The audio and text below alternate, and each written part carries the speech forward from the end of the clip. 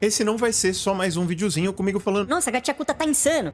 que é óbvio, as pessoas já estavam empolgadas pra isso bem antes do episódio 1 lançar. E não à toa, como todo mundo esperava, Gachakuta já chegou com o pé na porta, um episódio super impactante, com um personagem muito interessante, um mundo bastante caótico, aparentemente muito violento também, e com certeza do começo até o final dessa primeira temporada vai divertir a maioria das pessoas que pararem pra assistir.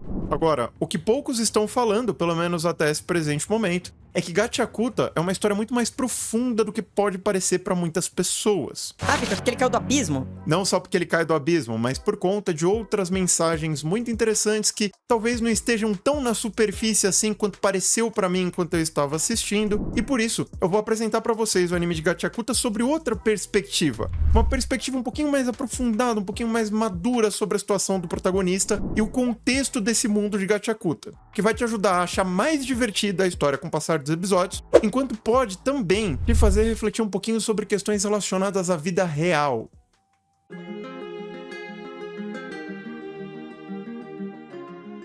Numa realidade um tanto distópica, uma certa sociedade construiu um muro que dividia ricos e pobres. Os pobres, chamados de tribais, estavam em grande quantidade ao redor de uma cidade muito rica, onde as pessoas não sentiam muita necessidade, elas tinham praticamente tudo o que elas queriam e, consequentemente, não conseguiam dar muito valor às coisas. Então era de se esperar que esses ricos tivessem muito lixo e que eles fossem um pouco frescos também, eles não gostassem muito de sujeira, eles cuidavam muito bem do lixinho deles, por mais que fosse em grande quantidade. Mas o valor das coisas e das pessoas não é igual para todo mundo, não concorda? E é justamente por isso que o nosso querido protagonista é uma pessoa que desde pequena é tratada como lixo. Não só pelas pessoas ricas que menosprezavam os tribais que viviam ao redor, mas também pelos próprios tribais, que o menosprezavam porque ele era filho de um assassino, pelo menos supostamente. Isso fez com que o protagonista, desde pequeno, fosse um pária para a sociedade, tanto de um lado quanto do outro do muro, tendo poucas pessoas ao redor que interagiam com ele, que tratavam ele minimamente bem, como qualquer outro ser humano deveria ser tratado.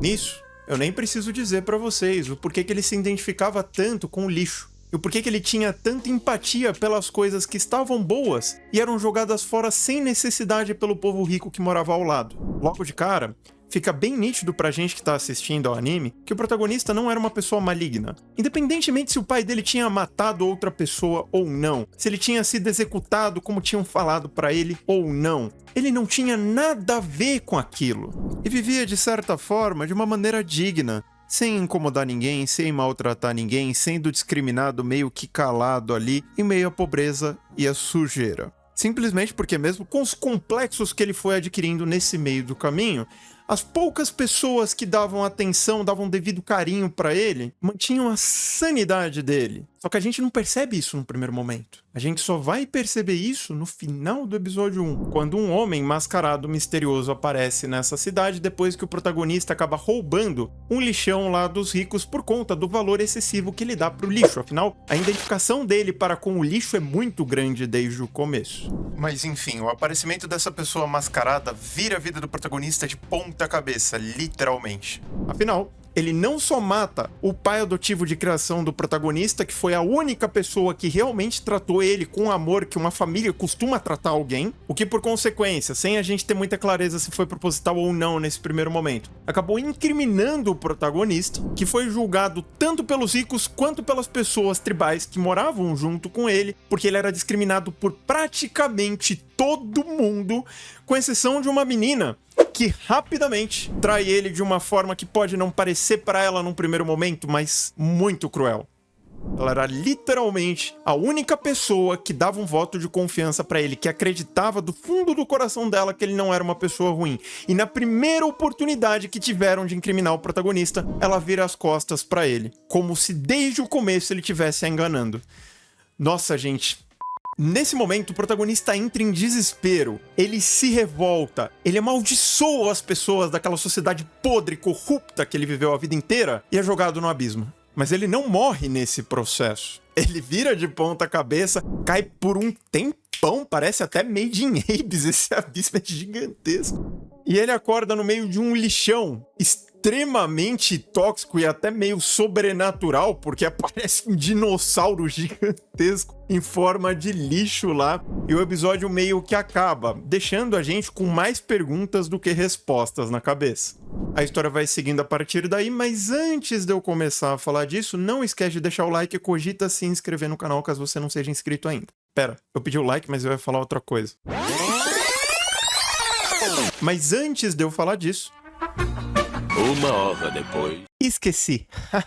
A história vai seguindo a partir daí, com o protagonista tentando sobreviver no inferno do qual ele foi parar, junto com aquela montanha de lixo e com outras pessoas que foram excluídas dessa sociedade extremamente desigual desde o começo. Sendo que nesse processo, ele vai entendendo que as coisas não são tão preto no branco. As coisas não eram tão simples quanto ele imaginava. Que o mundo era muito mais vasto do que parecia num primeiro momento, e que o misterioso passado dele era muito mais importante do que ele imaginava. E bom, como se trata de um shounen, eu nem preciso dizer que nesse meio do caminho ele vai ficando mais forte, as lutas vão escalando, elas vão ficando mais divertidas à medida em que o mundo também se expande, respostas vão sendo dadas, perguntas vão sendo levantadas, mas essa mensagem inicial não se perde, pelo menos não até o ponto em que eu li do mangá. Eu li bem pouquinho porque eu quero ver mesmo o anime está muito bem feito pra gente ficar tendo spoiler do mangá ou qualquer coisa do tipo, então eu não vejo muita necessidade, isso particularmente falando pra vocês. Agora, como vocês puderam ver enquanto eu tava narrando esse episódio 1 pra vocês, são mensagens muito intrínsecas na sociedade em que a gente vive. Desigualdade, Não só no Brasil, mas em praticamente todos os países do mundo. é um dos maiores problemas da humanidade.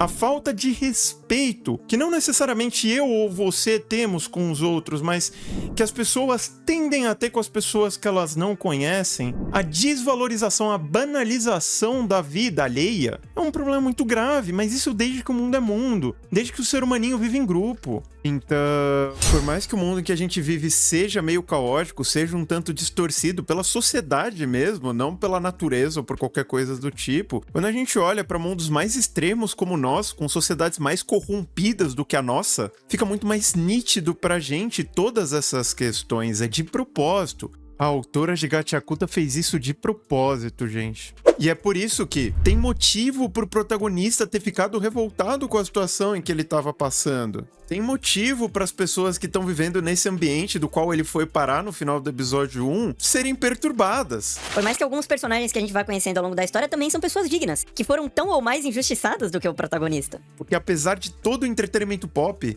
Gachakuta nos lembra constantemente que os seres humanos, eles não são mais bons do que maus a maior parte do tempo. O ambiente influencia bastante sim, mas virtude não é um negócio que a gente nasce com.